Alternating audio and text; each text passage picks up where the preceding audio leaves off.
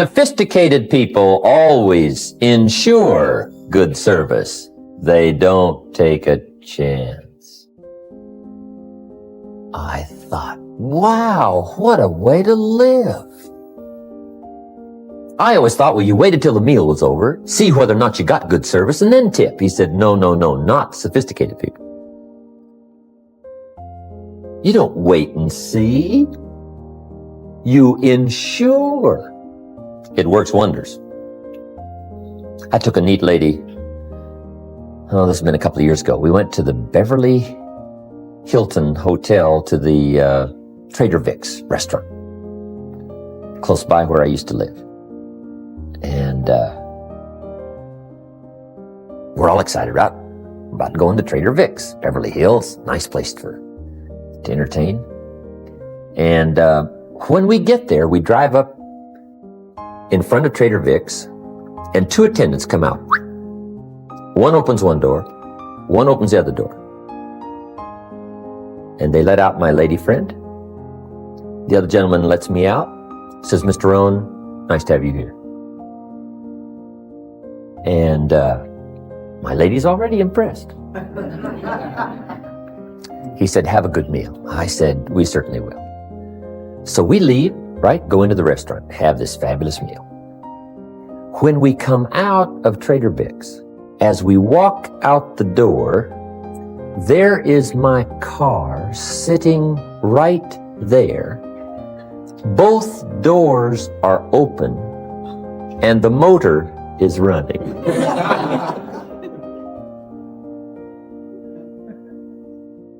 My lady can't believe. She said, I've never seen service like this. I said, hey, this is really good. So one attendant lets my lady friend in, right? On the other side, another one lets me in. They close the doors. Says, Mr. Rohn, it's been nice to have you here. Have a nice evening. I say, thank you very much. And I drive away. When we get to about the first light down on Wilshire Boulevard, my lady friend looks over at me and she says, Jim, hold it just a minute. I said, what is it? She said, I just thought of something. I said, what's that? She said, you forgot to tip him at Trader Vic's. After all that service, you didn't give him any money. I said, hey, look, it'll be okay. She said, oh, no. We got to go back. We got to go back. Go back. I said, hey, take my word for it. It's okay. It's okay. She said, no. We got to go back. I mean, we're not going any further. You got to, for that kind of service, you got to tip the money. And then I had to tell her that I made my first trip to Trader Vic's that morning.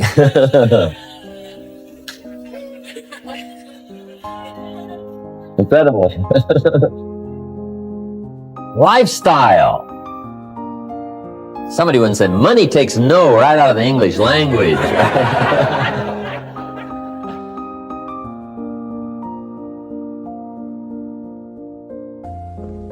2,000 years ago, on April 13th, one of Jesus' disciples. Now again, I'm an amateur on the Bible, but best as I can remember it, one of Jesus' disciples said to Jesus,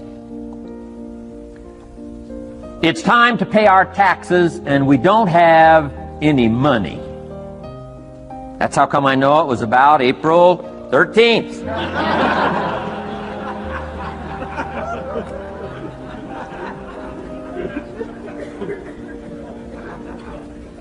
To this statement by his disciple, Jesus said, best as I can read the record, Jesus said, no problem.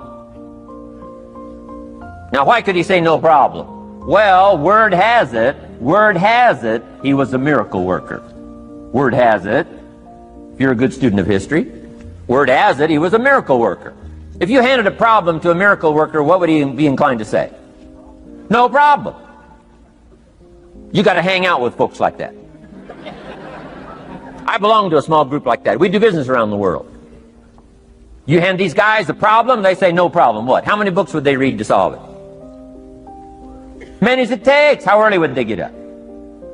Early as it takes. How much information would they get? Much as they needed. So it's what? No problem. You got to hang out with folks like that. Jesus said, this will be no problem, the tax thing. He said to his disciple, it's simple. Go fishing. Wow.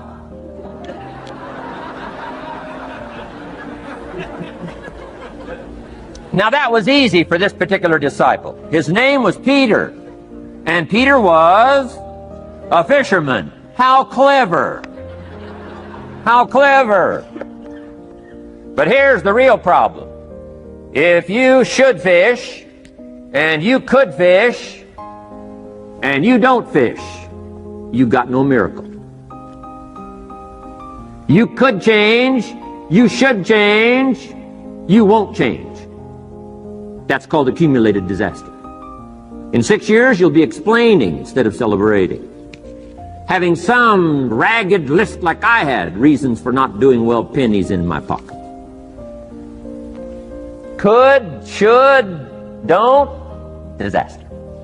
And if you'll just start the process of change, could, should, and will, you can start this whole process. And if you will, then put it into action, the miracle belongs to you.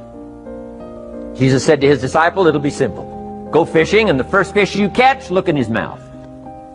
Peter said, okay. He was used to strange things happening in this relationship. Peter goes fishing, catches the first fish, looks in his mouth. Guess what's in the fish's mouth? Coins. Peter says, wow, coins.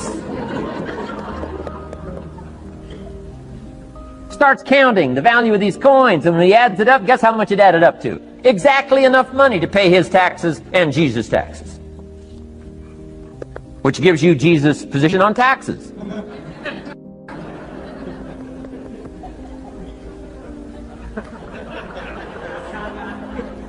Okay. The good Lord needs a leader for the early Christians. Remember the early days of the Christians? Not like today. If you were to stand up in the early days and say, I'm a Christian, cut off your head. Toss you and your wife in jail, let you rot. I mean, those were ugly days.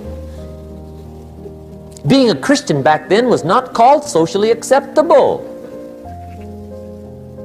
They didn't have 125,000 in the Los Angeles Coliseum to hear Billy Graham on a Sunday afternoon. Not back in those days. Back in those days when the Christians got in the Coliseum, it was a different story, right? I mean, the word was, stay out of the Coliseum. Especially on Sunday. Last Sunday was Lions 33, Christians nothing. See, those were mean, tough struggle days for the Christians. Now, when the days are mean and tough and struggling, you got to have some kind of leader. Do you know who the good Lord picked for the leader when the days were mean and ugly? Saul from Tarsus. That's who he picked, Saul. I'll tell you what, I would have picked him. You would have picked him. Anybody would have picked Saul. Saul was one of those incredible guys. Once he got into something, look out. Everybody in the community knew what Saul was in. Because whatever he joined, he'd flip all the switches, open up all the dials, turn on all the faucets, and go like mad. He was known as All-Out Saul. I mean, he was something else. Now, at first, it wasn't working out well. Saul hated Christians, which makes a poor leader, right? I mean, that won't work. Saul got this bug somewhere about the Christians. He got to hating Christians. And he hated them so bad, every time somebody would say Christian, he'd fly into a rage. And I guess he decided one day, it was his mission in life to get rid of all the Christians.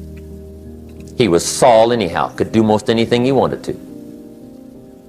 So he got him these letters of authority to go around to the various communities and hunt down the Christians. They said, do whatever you want to with them, Saul, they're unpopular anyhow.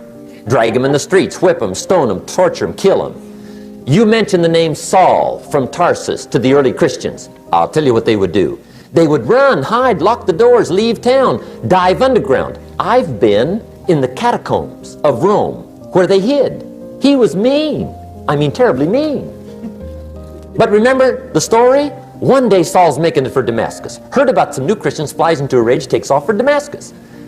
And the story said he was angry. There's a little sentence in the story that says, on his way to Damascus, he was breathing out threatenings and slaughter, which meant he felt rather strong about the idea, right?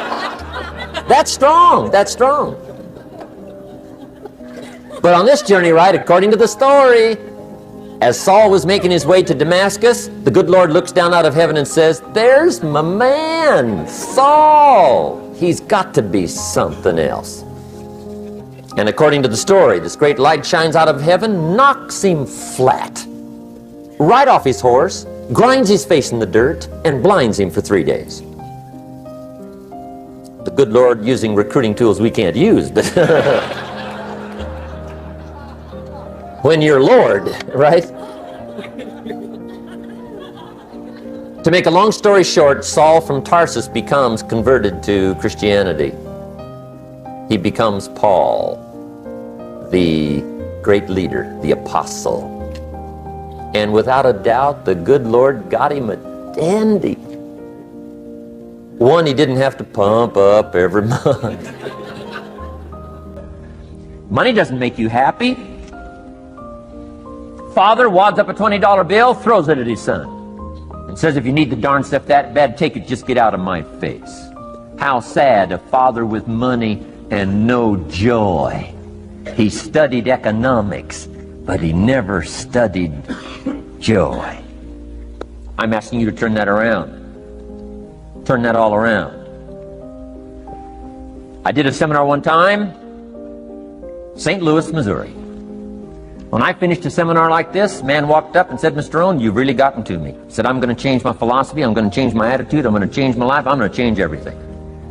He said, you've touched me today. And he said, you'll hear about me. You'll hear my story someday. I said, okay. Right? A lot of people, right, say things. Sure enough, a few months later, I come back to St. Louis, did another seminar. When I finished my seminar, I saw this man come walking up. I didn't remember his name, but he said, I'm sure you'll remember me as the man who said, I'm going to go make some changes. You've touched me today. I said, I do remember you. He said, I'm telling you, things are already happening for me. I cannot believe in just a matter of months. He said, one of the things I decided to change was my relationship with my family. He said, my wife and I have 2 lovely teenage daughters. Parents couldn't ask for any more beautiful, lovely daughters. And he said, I'm the only one that's given them trouble. He said, these daughters of ours have never given us any trouble. He said, I've usually been the one all these years given all the trouble and all the status. He said, my daughters love to go to the rock concerts, and I'm always giving them trouble. They have to beg me for the money. He said, I don't want you to go. You stay out too late. Music's too loud. You're going to ruin your hearing. You won't be able to hear the rest of your life. And he said, I just get on their case. And he said, they keep begging. Finally, when they beg long enough, I say, all right, here's the money. If you have to go that bad, just go. So that's how I've been up until now. But he said, after I left your seminar, I decided to change all that, called lifestyle, living well. He said, you won't believe it. Not long ago, I picked up the newspaper, and I saw an advertisement, and I knew my 2 daughters, it was one of their favorite performers, was coming to town. He said, guess what I did? He said, I went down and bought the tickets myself and brought them home, put them in an envelope. And when I saw my daughters later that day, he said, I handed them this envelope, and I said to my 2 lovely daughters, you may not believe it, but inside this envelope are 2 tickets for the upcoming concert. They could not believe. And he also added, you'll be happy to know, begging days are over. Now they cannot. He said, now don't open the envelope till you get to the concert. They said, okay. So they go to the concert, come concert time, open up the envelope, hand the tickets to the usher. He says, follow me. And he starts down front. The girls say, hey, hold it. Something must be wrong. He takes another look, says, no, nothing's wrong, follow me. 10th row, center. Now they cannot leave. 10th row, center. The only tickets they were able ever to beg for was, right, 3rd balcony, can't see. He said, I stayed up a little late that night. Sure enough, a little after midnight, my 2 daughters come bursting through the front door. One of them lands in my lap. The other one's got her arms around my neck. They're both saying, you got to be one of the all-time world's great fathers. He said, Mr. Rohn, you're right. I can't believe. Same money, different father. He said, I've started making the changes, and I decided to start with my teenagers, my girls. He said, what a difference it's making in my life. Part of the timing I just had that experience that I've shared in other seminars when the Girl Scout knocked on my door. And I walked to the door, and she gave me the big pitch on the Girl Scout cookies, best organization in the world for girls. Got several flavors, time to buy the cookies, only $2. And with a big smile, she very politely asked me to buy. No problem, I wanted to buy. Big problem, I didn't have $2 in my pocket. And I didn't want to tell her that. So I did what I thought was next best. I lied to her. And I said, hey, look, I've already bought plenty of Girl Scout cookies. We've still got plenty in the house we haven't eaten yet. She said, oh, that's wonderful. Thank you very much. And she leaves. When she leaves, I say to myself, I don't want to live like this anymore. I mean, how low can you get lying to a Girl Scout? I mean, that's low down. I told myself that day, this will never happen to me again. An ancient story says Judas got the money. You say, well, that's a success story. No. It's true, 30 pieces of silver in those days was a sizable fortune. You say, well, if a guy's got a fortune, right, that's a success story. No, you don't understand. His name was Judas. Doesn't that ring a bell? Judas. You say, oh, yes, Judas, the traitor. That's right, the traitor got the money. Doesn't that change the story? And the answer is, of course, it changes the story. Interestingly enough, after Judas gets the money from becoming a traitor, he's got the money in his hot little hand, and now he's unhappy. Somebody says, well, if you had a fortune, how could you be unhappy? Well, he wasn't unhappy with the money. He was unhappy with himself. Key phrase, the greatest source of unhappiness is self-unhappiness. The greatest source of unhappiness doesn't come from outside. The greatest source of unhappiness comes from inside. And here's where the erosion starts, doing a little less than you could. That's where the beginning little infection of unhappiness starts, doing a little less than you can, not feeling that good about yourself. So don't let that happen. Judas is unhappy. He says, what'll I do? He says, oh, I'll just take the money back. Walked in where he got the money and said, here, take this money, I'm unhappy. They said, heck with you, Judas. We got what we wanted. You got what you wanted. Out. They threw him out with his money. Judas says, well, what'll I do now? He says, oh, clever. Should have thought of this first. I'll just throw the money away. And he proceeded to throw his fortune away. Why would he throw his fortune away? He was so unhappy with himself. And that's not even the end of the scenario. After he threw his fortune away, he couldn't change what he became, a traitor. And now, in total abject frustration, he goes out and hangs his worthless self. Which all traitors should do, save the state the money.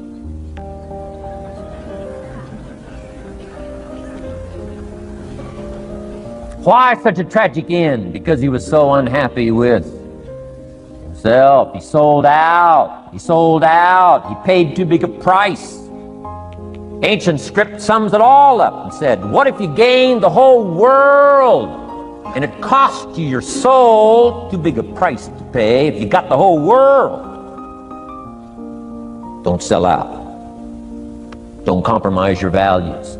Don't compromise your virtues. Don't compromise your philosophy. All of us need a little law, not a lawyer, but a little law, especially these complicated days. Everything's in court these days. I learned this the hard way. Company wanted to borrow money a long time ago. Up in Canada. Company wanted to borrow some money. The bank said, well, yes, we will loan the company the money if Mr. Rohn will sign personally. And I wanted to play hero, and I knew the company could pay it back. $250,000. So I signed. No problem. Sure enough, within less than a year, they paid it all back. $250,000. I am now a hero. Well, about a year later, this company gets in financial trouble. They go back to the bank and borrow this $250,000 again. I said, I hope my phone doesn't ring because I won't sign the note this time. Because I knew they were in trouble. I knew they were probably going to go bankrupt. My phone never rang. I'm off the hook. Sure enough, within less than a year, the company goes bankrupt. Can't pay. But I get this letter from the bank saying, Dear Mr. Rohn, since the company cannot perform its obligation and pay this $250,000, and since we have here your personal guarantee, would you please send us your check for $250,000? I said, hey, hold it. There must be some mistake here. I signed that first note, and they paid it all back. I wouldn't have signed the second note. I didn't sign the second note. Well, what I didn't know I had originally signed was a continuing guarantee. So now I know what the word continuing means.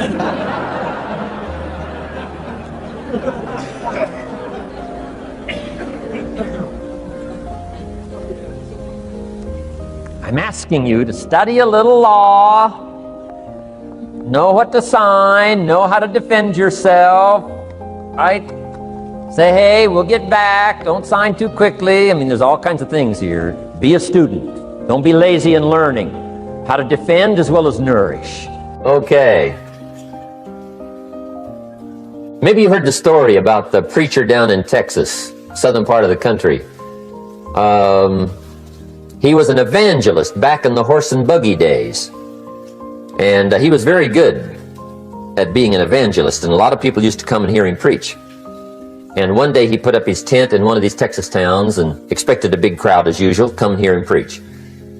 And he got there, first night of the tent revival, walked in.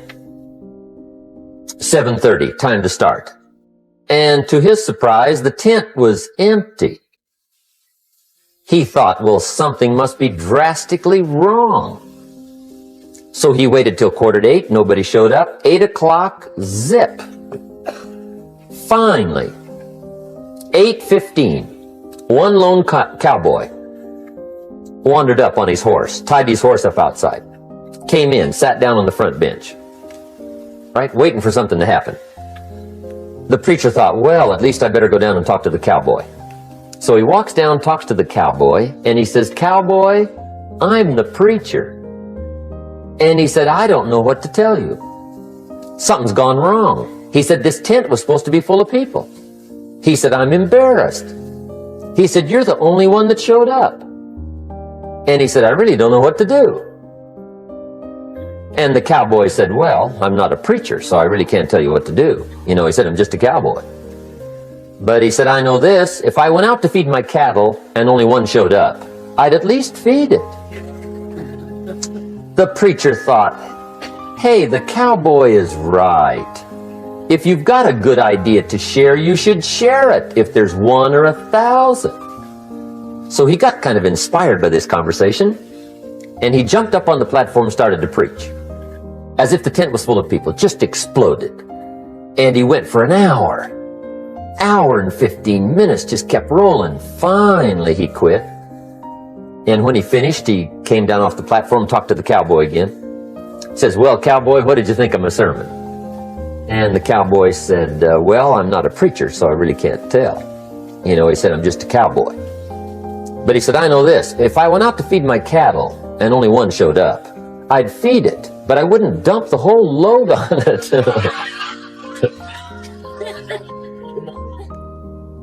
One of the ancient stories says God and Satan were talking things over one day.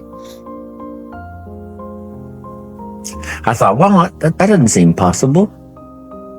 But the storyteller says they're looking down on the earth and they're talking things over. I thought, wow, that's remarkable.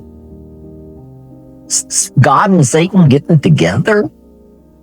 and talking things over? Now, the storyteller doesn't give us many details, so we've got to use our imagination. And on this particular occasion, God got to bragging on one of his favorite creation, his favorite persons, called Job. He said, Job and I have got this great friendship going. Job and I, we walk together. Job and I plan the future together. Job, Job, Job. Finally, Satan headed up to here with Job, Job, Job. And he said, yeah, God, Job, you've got a wall built around him. I can't get to him. God said, well, what would you expect? He's my favorite person. Of course, I got a wall built around him. Now, they're having this conversation. It's fascinating. Storyteller says, Satan gets this bright idea. Said, hey, God, let's try this. God said what? If you'll take the wall of protection down from around your favorite friend, Job, he said, I promise you within a short period of time, your favorite friend will curse you to your face. God said, no, he'd never do it, not in 100 years, no matter what. Satan said, well, how are we going to know? Would you like to make a wager? It doesn't give us the details of the wager. But the storyteller says God picked up the bet and said, okay, let's try it. I'll take the wall down from around my special friend Job. You do your best. I promise you, no matter what you do, he'll never curse me. Satan said, the bet is on. According to the terms of the wager, God did take the wall down from around his special friend Job, and Satan then does one of his all-time famous numbers. According to the storyteller, first, Satan took his wealth, stripped him of his wealth.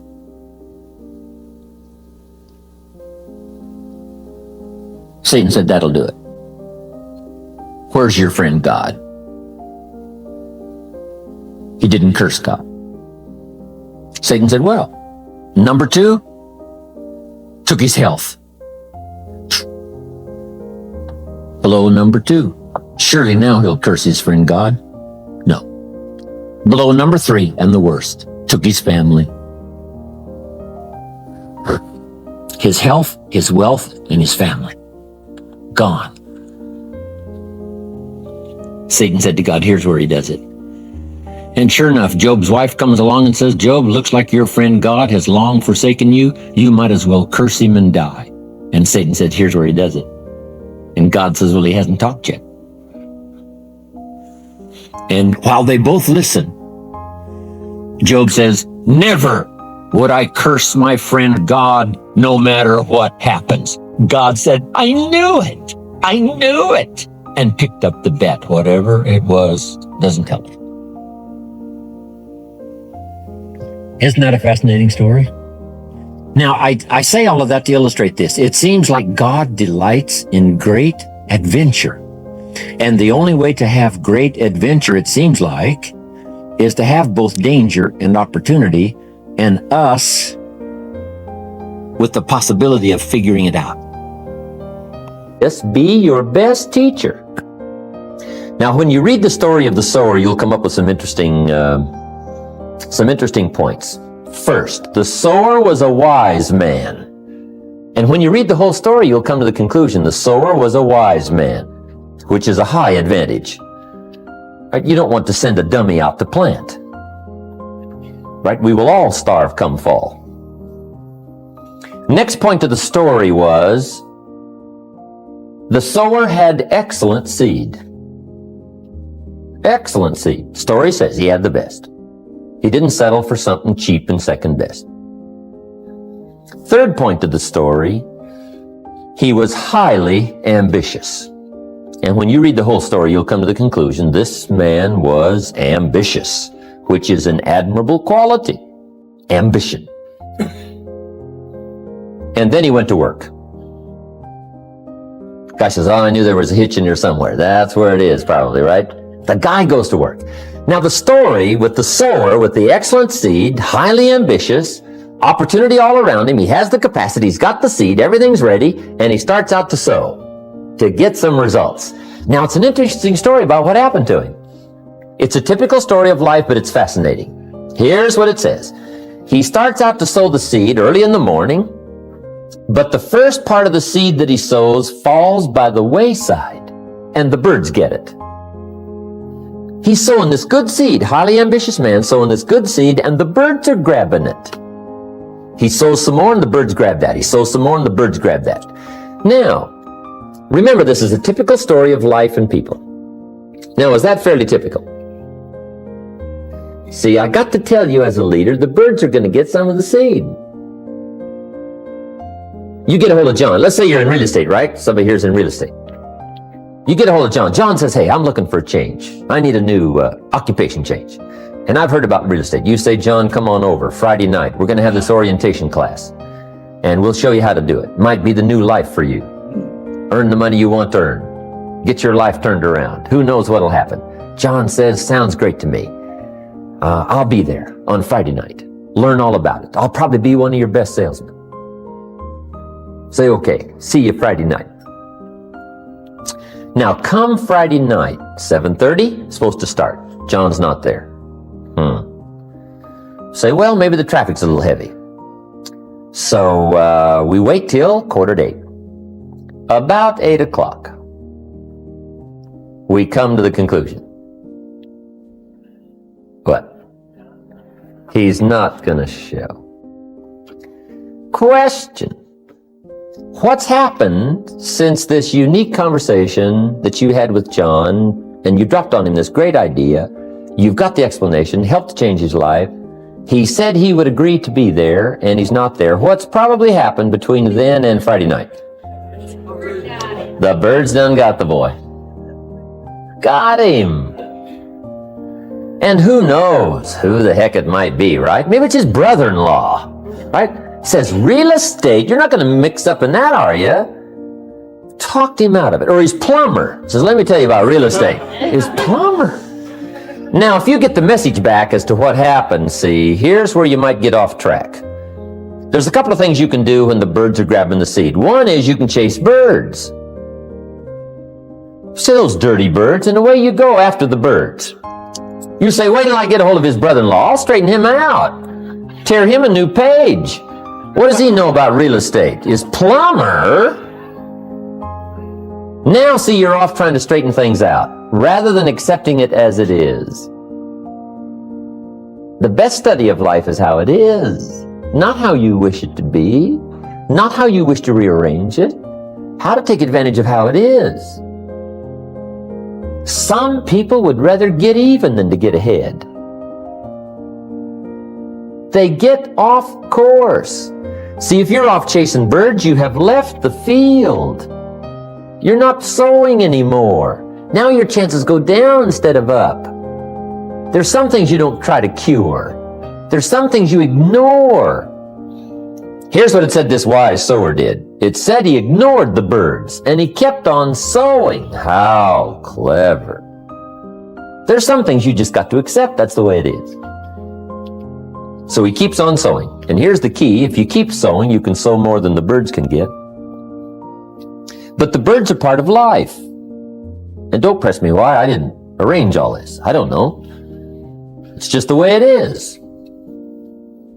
So he keeps on sowing. Now the story says this sower keeps on sowing. Now the seed falls on shallow ground, rocky ground where the soil is shallow.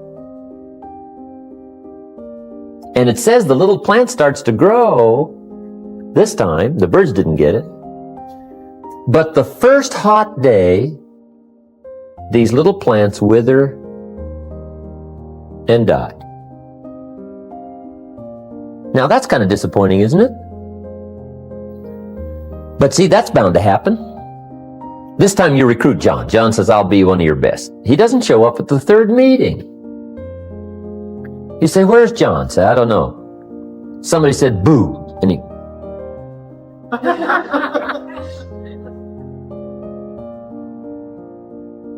When I went to high school, there were 400 and some in the, no, yes, there were 400 and some in the freshman class and 150 in the graduating class. Is that unusual? See, there's always more freshmen than seniors. What's that called? The law of averages. Life takes its inevitable toll. Everybody should stay and finish, right? Maybe they should, but they don't.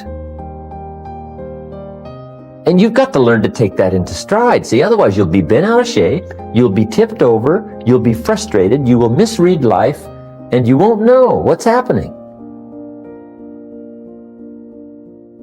You've just got to understand, sometimes the seed falls on shallow ground. And it didn't say what to do about the shallow ground. It just said that's the way it is. And we have a tendency to say, I thought sure John would last a month. But sure enough, it's happened. Now you're going to be disappointed. Let me put this in here. When this doesn't work out, just as you've planned, you're going to be disappointed. But here's what you must learn to do as a leader. Learn to discipline your disappointment. That's very important. Because sometimes it's easy to say, well, Pete, he's quit. John, he's quit. I guess I'll quit. And you just follow instead of lead. You're going to be disappointed, so be disappointed, but don't let it kill you. And don't let it stack up. Just understand, that's the way it is. I wish he would have stayed. But I wish him the best, wherever he's gone. He didn't last, but so what? That's life. Now then, here's what it said the wise sower did. He kept on sowing. How clever. Now it says the seed falls on thorny ground. Guy says, well, how much of this trouble can you have? Well, hang on, it's not the end of the story. It says, now the seed falls on thorny ground, and the little plant starts to grow, but then the thorns choke it to death. Now, is that fairly typical? See, the thorns are going to get some. The little Bible story called the thorns the cares of life. Little cares, little duties that cheat people out of big opportunities. And it happens every day. And I don't know what to do about it. I called John up and I said, John, where were you last night? We had a meeting. John says, well, I can't make every meeting. I say, why not? John says, well, I got a lot of other things I got to do. I say, what are they? You won't believe the list John gave me for last night. The backyard fence was sagging and the dogs are about to get out. You just can't let your dogs run loose. The screen door had come off the hinges. You just can't let things fall apart. You got to take time to keep things fixed up. Some extra trash had piled up in the garage. You just can't let mounds of trash take over. You got to take time and haul out this stuff. On the phone, I can hear the thorns getting him.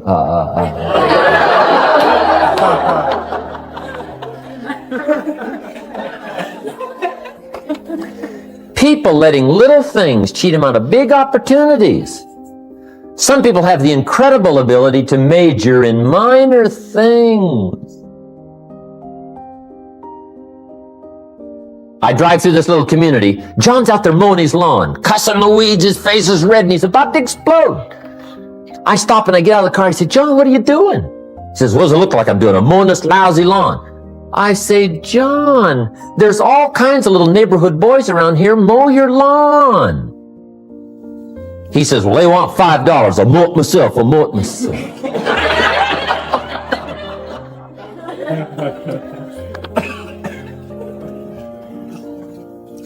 Number one, there should be a law against cheating some little neighborhood boy out of $5. That should be a law. But see, the biggest cheat is letting little things cheat you out of major opportunities, called the thorns, the cares. But now what do you do about that? Well, see, I used to give classes on how not to let the thorns see, but that won't work. I mean, those classes won't help. Here's what it said this wise man did. He kept on sowing. How clever. He understood the law of averages. Keep sowing. Good people are not trained, they're found. You don't need much training, right, with good people. Find good people. Now, it says, finally, the seed falls on good ground. That's what it says, good. Somebody says, how do you find the good ground? Answer, keep looking. You'll recognize it when it comes by. You won't have to make something bad into something good. You'll recognize good when it comes by.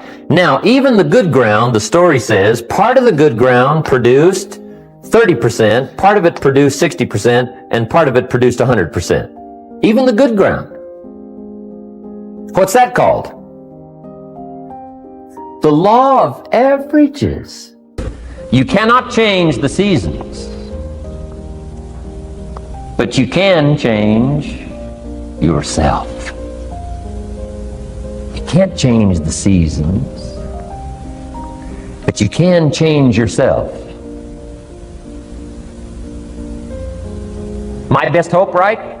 When I'm 25 years old, my best hope was to go through the day with my fingers crossed saying, I sure hope things will change. I sure hope things will change. It seemed to be my only way for my life to get better if things would change. Here's what I discovered. It isn't going to change. It isn't going to change. I did a seminar one time for Standard Oil executives in management in Honolulu, now known as Chevron. And we're talking economics one day around the conference table. And one of them said to me, Mr. Rohn, you know some fairly important people around the world. You have a chance to travel internationally. Can you tell us what you think the 80s are going to be like? Now you can tell how far back this goes. He said, what do you think the 80s are going to be like? And I thought for a moment, and I said, gentlemen, I do know the right people. And I do have some experience, I think I can tell you. So they all leaned in a little closer, and I said, gentlemen, based on the people I know and based on the best of my own experience, I think in the 80s it's going to be about like it's always been. Aren't you glad you came today? I mean, that's inside stuff. I don't just spread that around everywhere. It's going to be about like it's always been. It isn't going to change. Ask the children of Israel of Old Testament fame. Typical of us all, their story just happened to get in the book. Story says, children of Israel were slaves. God performed a series of dazzling miracles and got them out. And now they're heading for the promised land. Remember the story? Heading for the promised land. Tragedy of the story, they never got there. Reason. From day one, they started to complain. They griped about the water. They griped about the weather. They whined and cried and griped about the food. They griped about the leadership. They whined and cried because it was too far, too cold, too hot, too difficult, too miserable. I mean, they whined and cried for years. Finally, God said, I've had it, trip canceled. Or something like that. The story says they died in the desert, never got to the promised land. Which I think means two things. Indulge in this long enough, you get your future canceled. And I guess it also means even God himself can only take so much. Part of this personal development challenge is to develop mentally. Learn, study, grow, change. It's what schooling is all about. And the human development takes time, incredible amounts of time. That's why we've taken the time for this seminar. It just takes time. Some things you can't cover in a 20-minute speech. You can't cover in a little 5-minute talk. It takes time. For humans, it seems like more time than any other life form, human beings. The little wildebeest in Africa Guess how much time it's got as soon as it's born to be able to run with the pack so it doesn't get eaten by the lions? Guess how much time it's got? A few minutes. As soon as the little wildebeest is born, tries to stand up, falls down. Its mother nudges it, gets it to stand back up, falls back down. Finally, on little shaky legs, it tries to nurse. Mother pushes it away. She moves away, so it can't nurse. Why? You can't nurse now. You got to develop some strength now. The lions. Falls down, gets back up, tries to nurse. Mother pushes it away. No. You got to get these legs strong. How much time have we got? Not much time. Mama Wildebeest says, not much time. Not hours, not days, minutes. Wow. But the human baby, wow. After 16 years, we're not sure. Right? Unbelievable amount of time it takes. I picked up the newspaper in Australia. The advertisement says, see Dr. Zhivago on the big screen. I said, my gosh, I gotta go see it on the big screen. I'd seen it, 2 or 3 times before, but the big screen, I love the old theaters, right? The balconies and the chandeliers and the draperies and all the stuff, the big screen. So I go one more time, see Dr. Zhivago, and sure enough, I'm swept away one more time. Story of the Russian Revolution, Dr. Zhivago, and that whole scenario. I had always missed the importance of the ending of that movie until this time. The other times I missed it. I'm telling you, this time, I got it. Comrade General said, Tanya, how did you come to be lost? After he'd found her, right? Said, how did you come to be lost? And she said, well, I was just lost. He said, no, how did you come to be lost?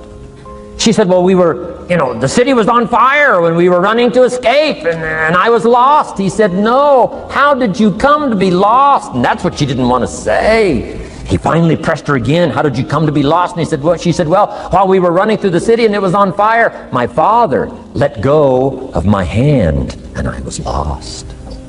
That's what she didn't want to say. Comrade General said, Tanya, that's what I've been trying to tell you. Komarovsky was not your real father. He was not. I'm telling you, I've been looking all over for you, and I think I found you. This man, my relative, Dr. Zhivago, the poet. I'm telling you, he was your father.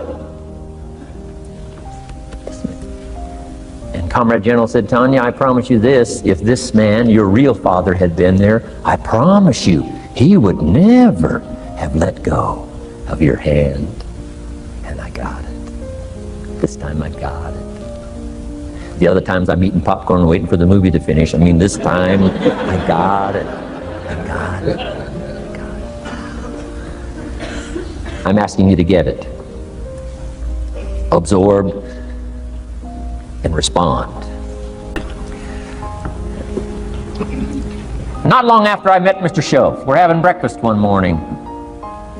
Mr. Shoaff said, Mr. Rohn, now that we've gotten acquainted, we know each other fairly well, he said, maybe one of the best ways I can help you, he said, let me see your current list of goals. Let's go over them and talk about it.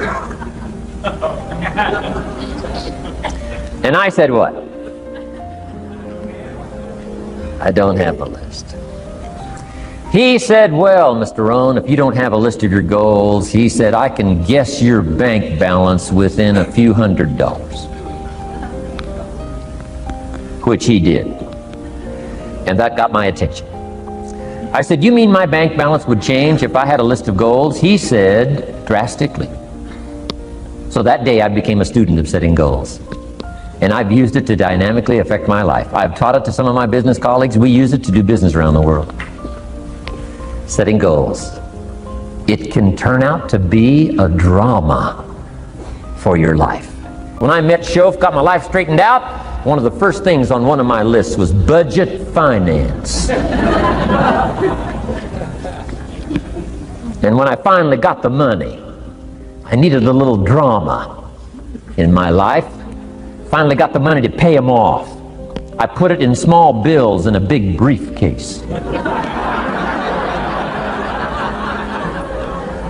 Walked into the budget finance office on Wilshire Boulevard in Los Angeles. The guy who harassed me so often, his desk was about 3 back. I opened the door, walked in, right up to his desk, stood right in front of him, never said a word. He said, "Well, what are you doing here?" Didn't say a word. I opened up this briefcase, dumped this pile of money all over his desk. I said, "Count it. It's all there. I'll never be back." Turned around, walked out, slammed the door. Now that might not be noble, but you got to try it at least one time. Pay off with a little drama.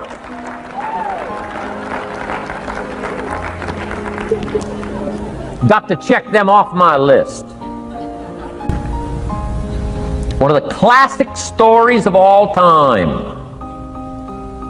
from ancient Bible script says, Jesus one day and his disciples were standing by the church treasury, synagogue treasury, watching people as they came by and put their offering in the treasury.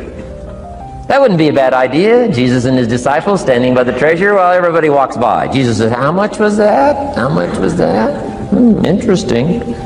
And the story said some people came by, put in big amounts. Some people came by, put in modest amounts, average amounts. And the story says, then a little lady comes by and puts in 2 pennies in the treasury. Jesus says to his disciples, "Look at that. Look at that."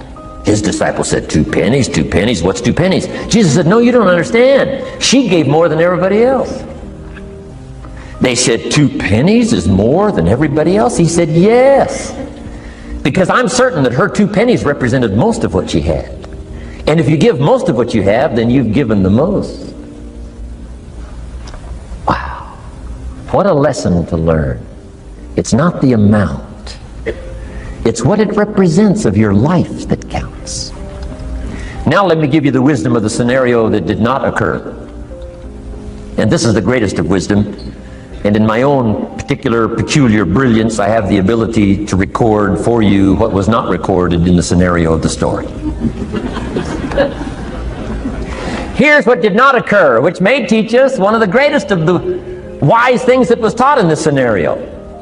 Here's what did not occur in the scenario. Jesus did not reach into the treasury and get this little lady's 2 pennies and run after her and say, "Here, little lady, my disciples and I have decided that you're so pitiful and you're so poor that we've decided to give you back your 2 pennies. I'm telling you that did not occur.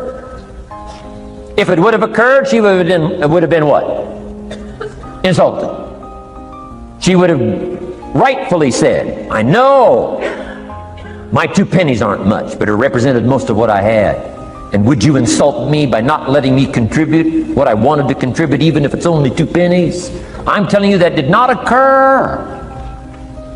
Here's part of the wisdom of the story that was not recorded. Jesus left her pennies in the treasury, meaning everybody has to pay, even if it's only pennies.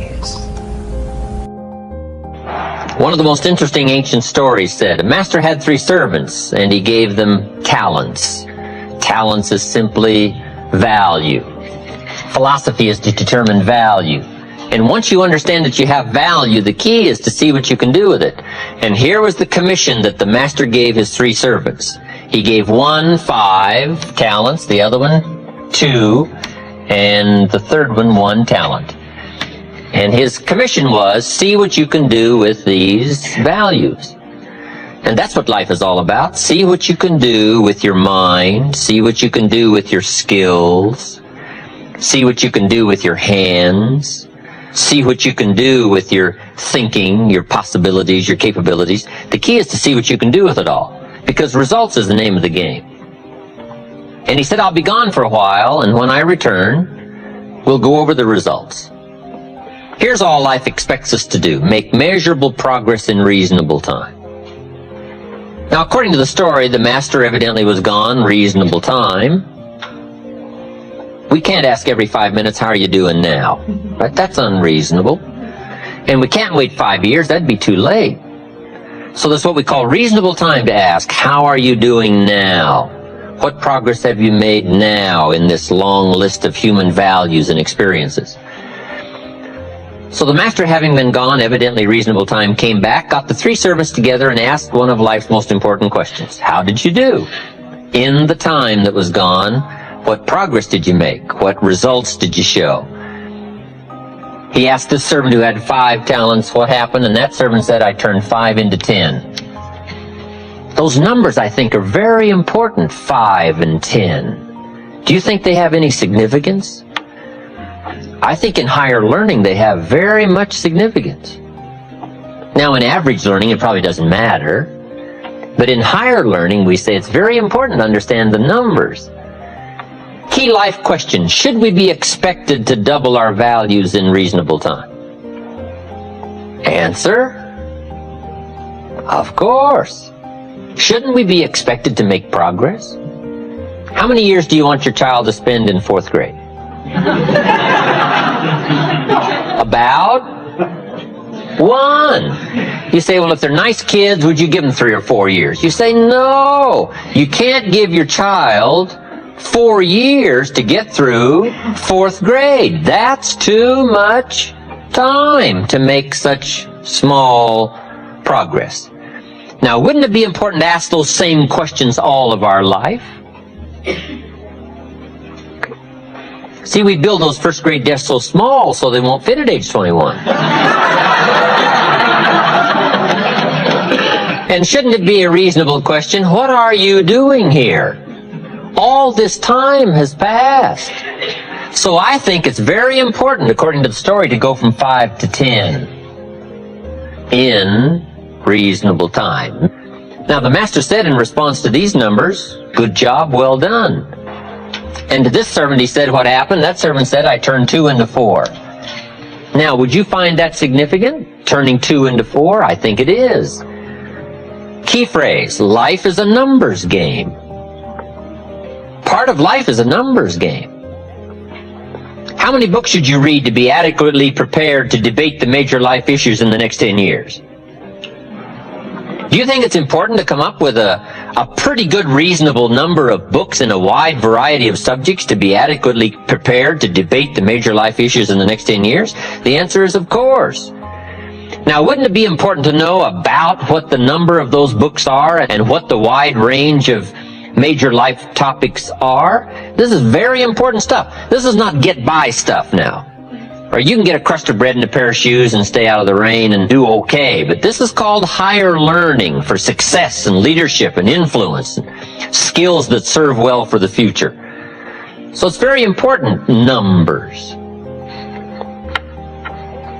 How many pounds overweight should you be at age 50? Approximately. About none. Well, we may let you borrow 1 or 2, but 5 and we say, hey. 10 and we say, hey, hey. 15 and we say, hold it. 20 and we turn on the red lights and the sirens. You can't go beyond 20 with any reasonable amount of safety for your health and your future. So numbers are very important. When a reasonable time has passed to say, let's go over the numbers one more time to make sure we're not off track. Everything by longevity tends to drift off track. So we have to keep coming back, what we call mid-course corrections. If you're headed for the moon, the early guidance system, when you first blast off, doesn't serve for the whole trip. You got mid-course corrections. And they're very important when you're headed for the moon. Right. Because you can miss Kansas City and hit St. Louis and you're all right, but you can't miss the moon, right? So, results being the name of the game, when reasonable time has passed, we have got to, among reason-thinking people, to check out your numbers. Okay? And whatever these numbers may represent in skills or learning or capacity or equities of mind, 5 to 10, 2 to 4, The master said to this servant, I gave you 1 talent. What happened? That servant said, I've still got the same talent. And the story said, the master lost his cool. Or something like that. We call that proper response to lack of results. We must show that the insidious is insidious. We must show how empty life can be without measurable progress. We must get right on the problems and the challenges, lest we yield too easy to the things that can leave our lives empty instead of full and leave us with pennies instead of fortune. We must have proper response to lack of results. Jesus said to his disciples one day, does that fig tree have any figs? Is that an important life question? Does the fig tree have any figs? That's such an important life question if it's a fig tree.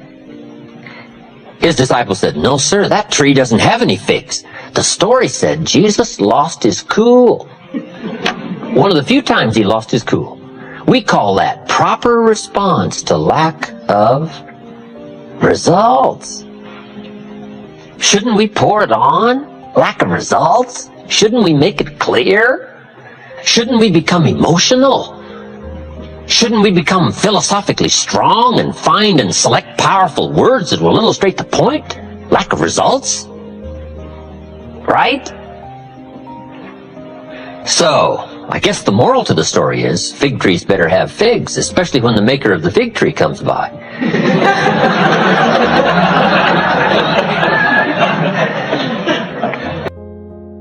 In building a successful team, you must learn when you've got too many. It's a simple story, it comes from the Bible. Now, being an amateur, you sort of have to take my way of putting it, but the good Lord said, just take my word for it, you got too many. And Gideon said, well, what should I do? And the good Lord said, try this. Get the 32,000 troops together and give them your last final ringing speech. We're off to fight the Midianite. Something like that.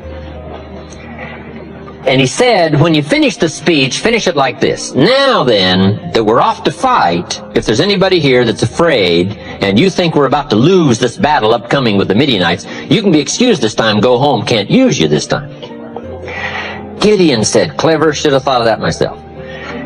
Gets the 32,000 troops together, gets up, gives his last ringing speech, and says, we're off to fight, but if there's anybody here who thinks we're going to lose, you can be excused this time. You can just go home. We're just going to take what's left. And Gideon waits. And sure enough, some went home. And the number was 22,000. Gideon says, wow. Hey, if you've got 32,000 and 22,000 think you're going to lose, guess what? You're going to lose. You got too many. Here's the key to leadership. In haste, it's possible to recruit losers. It doesn't mean it's wrong. It just means it's possible. You say, well, why is that? This is called one of those things. When you're moving, no telling who you collect, right? So here's part of the test, you know. Who thinks we're going to lose? You can be excused this time. So Gideon's got 10,000 left. He says, no problem, we'll do it with 10,000. Good Lord says, well, you still got too many. Gideon says, well, what now? And the good Lord says, try this. March the 10,000 till they're hot and thirsty down by the river. And those that are careless just drop their shield and spear and dive in the water and start drinking. You can't use them. They're too careless.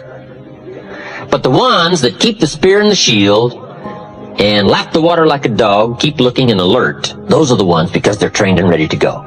Gideon said, clever. And he marches the 10,000 till they're hot and thirsty down by the river. Sure enough, when he gets to the river, some are hot and careless, and they just throw down their spear and shield and jump in the water. And the number was 9,700. Key to leadership. In haste, it's possible to recruit the careless. It doesn't mean it's wrong. It just means it's inevitable. this is called one of those things. Now, if you've got an important battle, you got to know who's careless. And this was part of the test. So Gideon says, you 9,700, home. And he sent them home, drifting home. Now he's got 300 left. Gideon said, no problem. From 32,000 to 300, Gideon is still willing to try it. We call that courageous leadership. You've got to read the story. Don't have time to give you the whole scenario, but it was a fascinating story. With 300, the battle plan was the most strange, unusual battle plan ever designed. But he won the day, chased off the Midianites. Gideon becomes the military Jewish hero of the day. His story provided for us to read one more time, which says, as a leader, remember there are times when you may have too many. All good leaders must understand the story of the frog and the scorpion. It's one of the most important stories for a leader to understand. According to the story of the frog and the scorpion, the story scenario says, the frog and the scorpion appeared on the bank of a river about the same time, and the frog was about to jump in the river and swim to the other side. And along comes the scorpion, and he sees what's about to happen, and he engages the frog in conversation, and the scorpion says to the frog, Mr. Frog, I see that you're about to jump in the river and swim to the other side. And the frog said to the scorpion, that is correct. And the scorpion said, hey, hold it. I would like to get to the other side, but unfortunately I'm a scorpion and I can't swim. Would you be so kind as to let me hop on your back and you swim across the river and deposit me on the other side? I would be grateful. And the frog looked at the scorpion and said, no way. The frog said, you're a scorpion, and scorpions sting frogs and kill them. He said, I'd get out there halfway with you on my back and you'd sting me, and I'd die. You think I'm crazy? No way. The scorpion said, hey, hold it. With your frog brain, you're not thinking. If I was to sting you out there halfway, sure, you'd die and drown, but so would I, since I'm a scorpion and I can't swim. That'd be kind of foolish. So I'm not about to do that. I just want to get to the other side. The frog thought over that reasoning and said, that makes sense, hop on. And according to the story, the scorpion hops on the frog's back, they start across the river, and sure enough, halfway across the river, the scorpion stings the frog. They are now both about to go down for the third time. The frog cannot believe what happened. And he said to the scorpion, why did you do that? I'm about to die and drown, but so are you. Why would you do that? And the scorpion said, because I am a scorpion. So all leaders must understand the story of the frog and the scorpion. There are shepherds, and there are sheep, and there are wolves. And wise leaders must understand some wolves are so clever, they've learned to dress up like sheep. But do not miss the story of the full drama of life called good and evil.